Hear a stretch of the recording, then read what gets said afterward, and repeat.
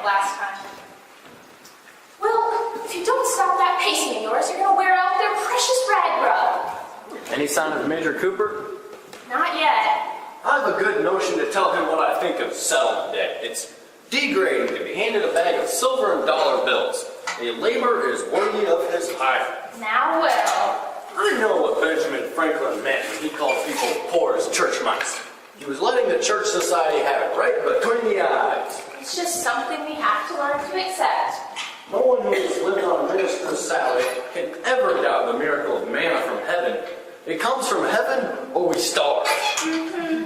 The happy heathen range the earth and forage well. The good church deacons, secure in their salvation, have nothing to worry about, they think, except the spiritual shortcomings of others, especially the preacher's family. You don't have to drown the poor plants. I declare, Will, you have been talking a steady stream since you woke up this morning. I don't think you married me because you loved me at all. What's that? I think it was just to have someone to talk to. Now, Hope, you know I have to get out of my system. Hope, are you happy here? I'm happy wherever you are, Will. Now, I put a pan in the place where the roof leaks to Carson's bedroom, and one in the hall. We're making some progress, I think. People seem genuinely interested in having a new church. Oh, yes? But they must learn to work together for a common cause. I don't like the rivalry between Mrs. Cambridge and Mrs. Jealous. You'll have to do something about that one. I intend to do something about it. In fact, I've sent for them both to come here this afternoon. Oh, dear me. I hope you don't get burned when those sparks fly. Then there's the matter of the choir. I thought Mrs. Digby was bad until I heard the others. If possible, there are worse. Remember to use a little tact with Mrs. Digby. How's the children's choir shaping up? Just beautifully. I'm really proud of the way they can sing. Maybe I should put 2 pans in the hall. Here's the major now. Oh. Well, let's hope the bag's full this time. And Will, don't let him sit in the rickety chair. I won't. Wait!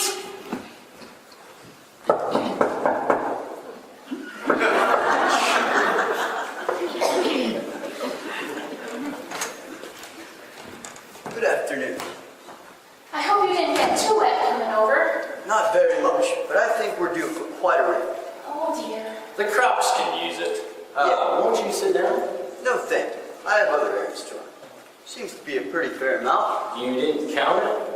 No, I think I'll leave that up to you. Such as it is, it's your pay for the last 3 months. Yes, such as it is. If you're implying any negligence on my Of part... course not, Major. We understand that it's sometimes hard to collect the full amount. But dear me, I won't have a minute's peace till it's safe in the bank tomorrow morning. Afraid of being robbed? No smart thief would waste his time on a church parsonage. Just the same, we'll hide it to keep it someplace safe. Anything to keep the ladies happy. See you in church on Sunday. Yes.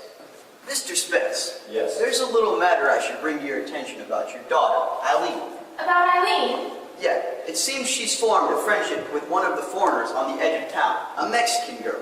Why, yes, Maria Mendoza. They are in the same class at school. Bad business. We can't encourage those type of people. Give them an inch and they'll take a mile. Well, I've met Maria. She's a fine girl. They're trash, I tell you, all of them. Well, surely you don't expect me to deny my daughter a friend simply because she happens to be of another nationality. I expect her to set an example for the parish, and she's not doing it. On the contrary, I think she is. You may regret your attitude. Good day. Good day. What did he mean by that? I don't very much care what he meant. This is an example of the intolerance Dr. Romer was talking about. I won't have it in my church. You're right, Will. It's heavier than I expected. Shall we count it now? Let's wait till after supper. I still haven't finished my letter to the bishop. Well, we can't just leave it setting here. Maybe, shall we hide it in the fireplace? Or maybe down cellar? And make us black with coal dust when we open it? No. Well, how about in this missionary box? Under the old clothes. The very place. He would never think to look here. Who? The thief. The day we find a thief in a parsonage, I'll know the poor fellow has lost his wits. What are you doing, Mother? Oh, just putting some old clothes in the missionary basket. You boys didn't eat all my cookies, did you? Certainly not. We saved room for more. By the way, Mother, you're now a piano wager. You have a job. 4 days a week at the newspaper after school. Well, I'm certainly proud to hear it. $2.50 per week. I'm rich. But it's nice to have a wealthy son. Now, time to pop my cinnamon rolls in the oven. You going to study? I guess so. Why don't you sit by the window? That way, if any wedding couples come, you can call your father to be ready. I'll do that.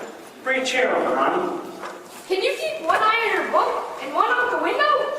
You bet your life I can.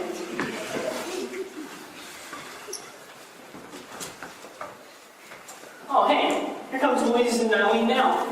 Oh, Maria's with them. And their umbrellas are drooping. You know, Louise shouldn't be out in weather like this. What, think she's so sweet she'll melt? Shut up, you. What a downpour now. We missed the worst of it. It was fun though. I like the rain. Are you sure you're alright? Why? Do we look peculiar? You know I didn't mean that. Want to know what he really thinks of you? Oh, hush up, Ronnie. I hope you didn't get too wet. It was kind of crowded under my umbrella. I'd have really gotten wet if it hadn't been for you. Thank you, Eileen. What took you so long? Maria had an errand to run for her mother, and we went with her. Sit down and we'll go over our assignment. Don't sit there. Why not? It's for ornament only, if you can call it ornamental. You know, you three are always together. The Three Musketeers. You know, Miss Milrose won't like it. Oh, Miss Melrose. She doesn't like me, especially since you've become my friends. My English teacher has no right to make my friends. Or mine either. Good girls. You know, you sounded just like Father. She makes me furious. I just hope I don't have that old Miss Melrose for English next year. You will, I'm afraid. Then she'll just have to stop picking on Maria. But I don't want to get you in trouble, Eileen. I couldn't. Not after you've been so nice to me. Don't worry, Rick. You're my friend, and no one can stop you from being mine. Can you boys go upstairs while we go over our assignment? How do you like that? We were here first. Honest, Eileen. Mother expects me. Let's get together tonight, after supper. I'll pick up Maria. Can you be ready by 7? Of course. Oh, wait, Louise. You can't go out in weather like this. Oh, can't I? Anyways, the rain is stopping. Oh, well, maybe you need some help with your geometry. I'm good at it. Thank you. No, I'm good at it myself. I wish Letty Watton was good at it. She dogs his footsteps every day, begging for help. Please, Hartzell dear, you're so clever.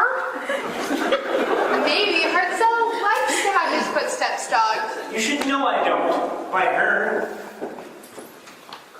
Hello. I just stopped in to see how things are going with the Reverend. Quite well, I think. Good. I put in a word for him whenever I can. Tell him that when they start taking pledges for the new church, Mrs. Weeks is going to give her new fall coat. What? That's what she said. The money instead of the new coat. Yes, I'm just sounding her out. The only thing about being a career woman is I'll probably never be a good cook like you. Well, I'm glad you like my cookies. Luis? They look delicious. Maria? Thank you. I'll be seeing you when I have more news. Louise, I'll walk home with you. But I live only 2 doors down the street. Don't be silly. Thank you just the same. And some other time.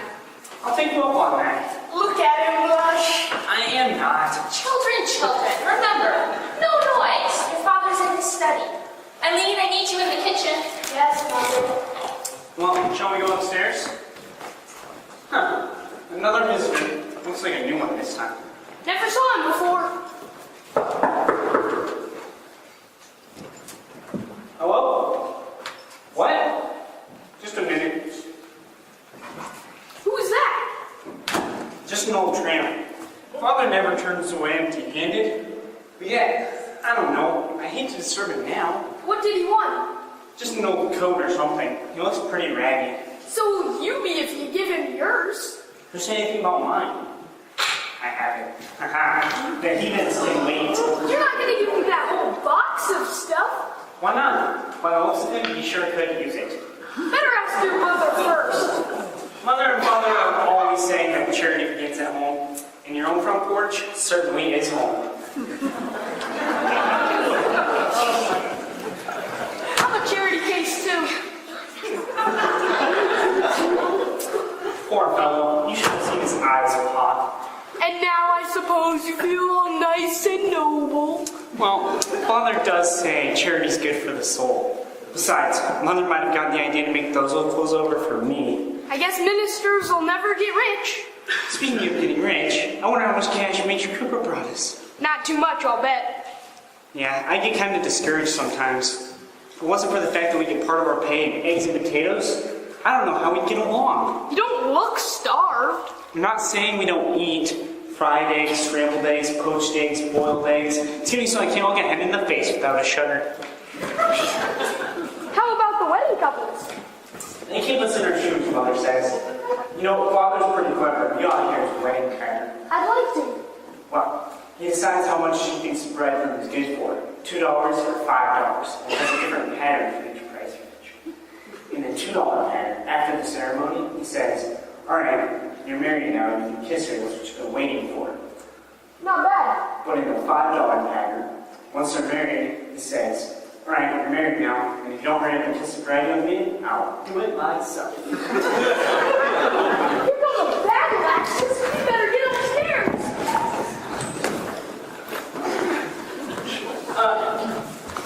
Mother, company.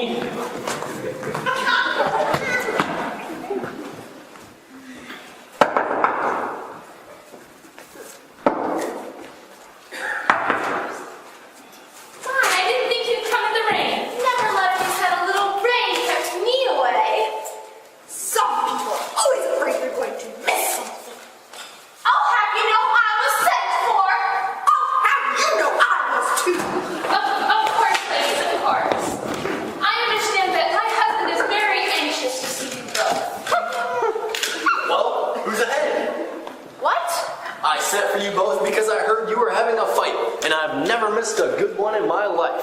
Hell, except once. I was laid up with the measles. Well, really, I'm sure it's none of my doing. Some people always try to manage everything, and it gets to me more than I can stand. The very idea! Don't listen to her. I brought you two together because I knew this would be a capital scrap. You ladies never do things by halves. I've seen you battling for the Lord, shoulder to shoulder, and I wanted to see what you're like, toe to toe. Well, the fact of the matter Oh, I like a good fight. The Bible is full of battles. If I took over a parish and found everyone in harmony, I'd know something was wrong. Show me a fighting church, and I'll show you a church that's getting the Lord's work done. you can hardly say we're exactly fighting. More like a difference of opinion about things. You two ladies are among the very best workers in this church. How much greater work you could do by joining forces instead of pulling separately. Maybe you're right. Of course he's right. I never said you weren't efficient, but... Exactly. Now, I have a fight on my hands and I need reinforcements. It's about the choir. Here it comes. I've found out that a great many people are staying away because, frankly, it hurts their ears. That's a fact. It's hurt mine for many a long year. Please, don't interrupt now, boys. Sorry, Father. There's a big leak in the roof above my room, and the pan's full of water. Oh, I was afraid of trouble. Look in the pantry for more pans. You were saying about the choir. Ah, yes. What we need in the Lord's music is a little freshness and youth. I wonder if you've happened to hear our new children's choir. I certainly have. It's excellent. I'm beginning to see what you mean. You catch on very quickly. I wonder, the board meets next week. Could you two ladies attend and propose, delicately of course, that the children be invited to sing in church the following Sunday? I'll do more than that. I'll suggest that they replace the old choir entirely. Let's save that for a future project. For the present, well, just one step at a time.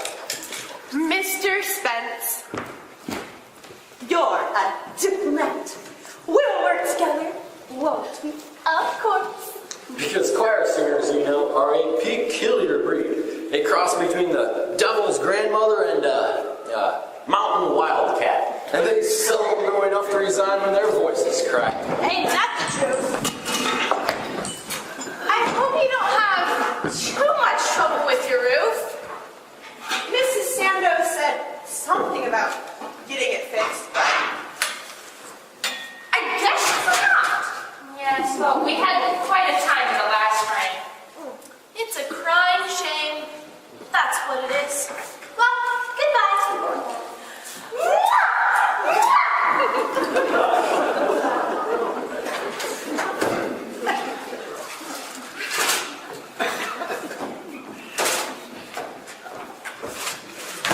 Will, you did it! I think so. Although, I hate to think how Mrs. Digby will react to the idea of a children's choir. Her feelings might be hurt at first, but she'll get over it. Oh.